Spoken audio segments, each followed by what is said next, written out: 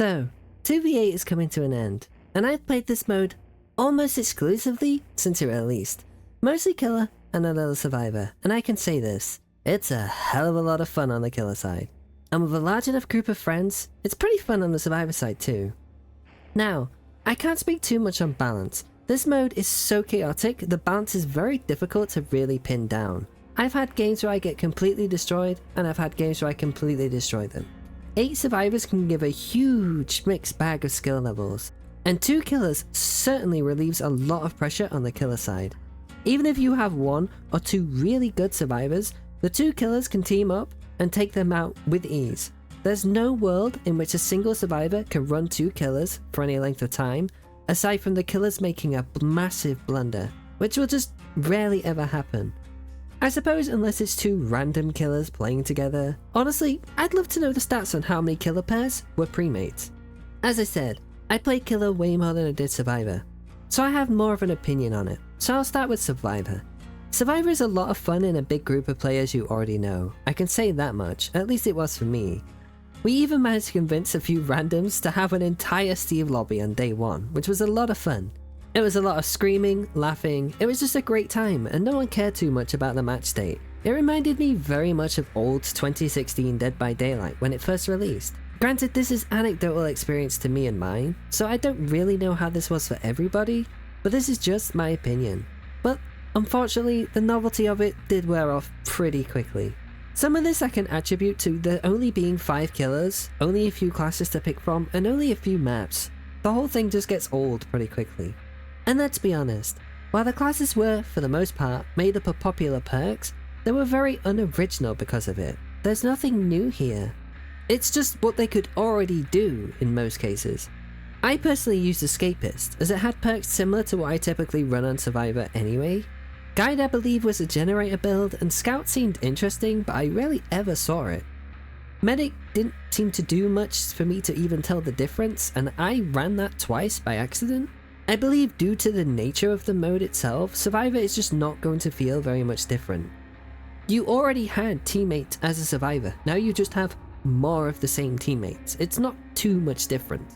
I also kept running into the issue where I was seemingly hunted by both killers at once, or I never saw either of them almost the entire game, but I'll chalk this down to just being a bit unlucky at times.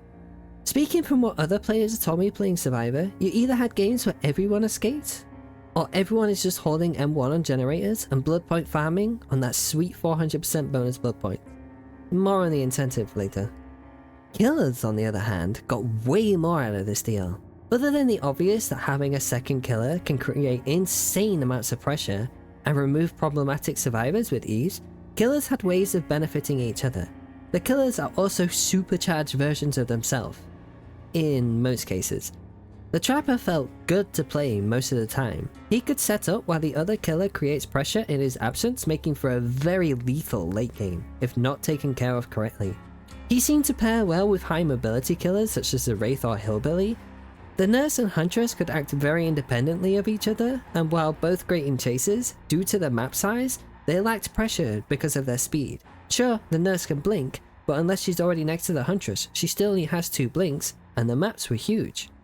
It seemed all 5 killers had pros and cons, and there wasn't really any standout pairing to me. The only issues I had on the killer side was that there was only 5 killers. As a killer player who rarely sticks to one killer, I started to get fatigued on choice. The maps felt, for the most part, okay. I felt Coldwind Farm could sometimes lack pallets and had very large dead zones, while Auto Haven Records, disregarding the bug it has currently, feels like it spawns every possible pallet and then some. Crotus Pren felt pretty fair to me, ironically, and the Macmillan Estate not far behind it. So, for what it was, 2v8 is a fantastic mode for killers. Killers can play killer and not have to deal with the stress of playing on their own.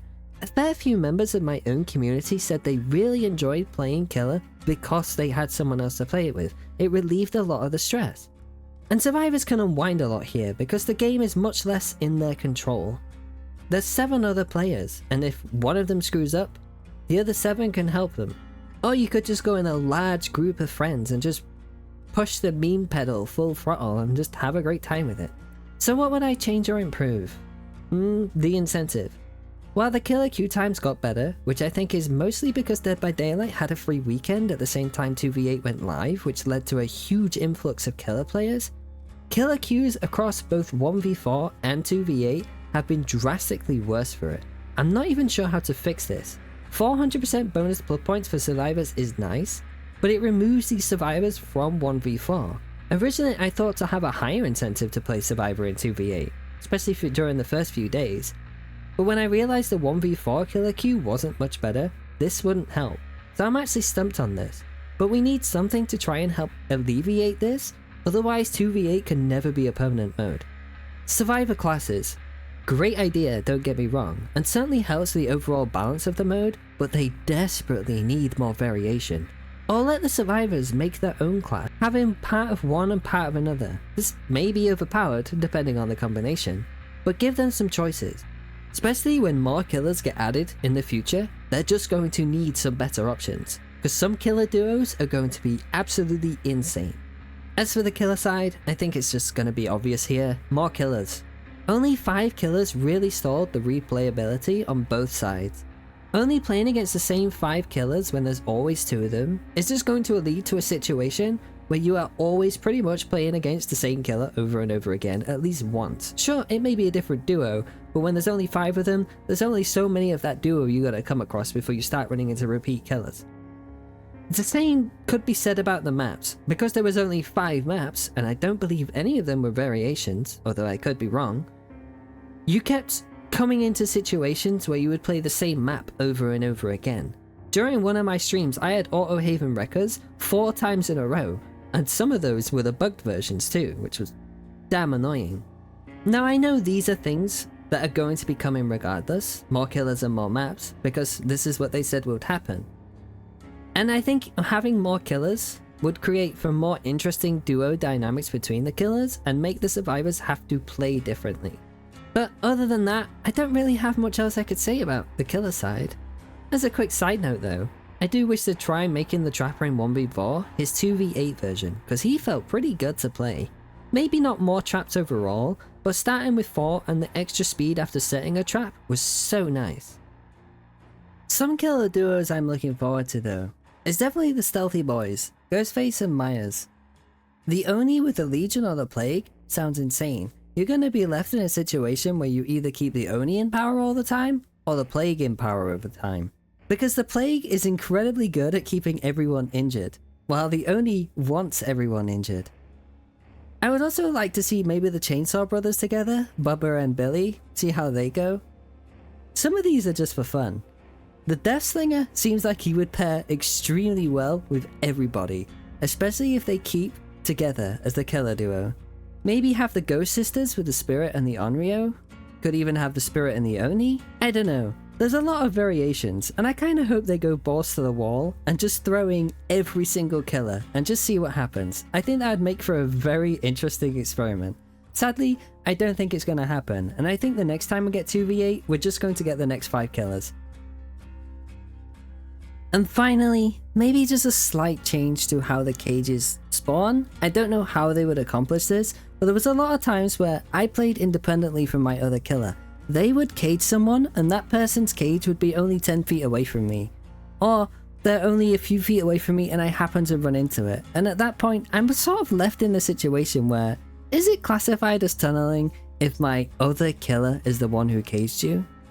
I guess it kind of is, but the point is, it really shouldn't happen. I feel like the cages should be put in much safer spaces.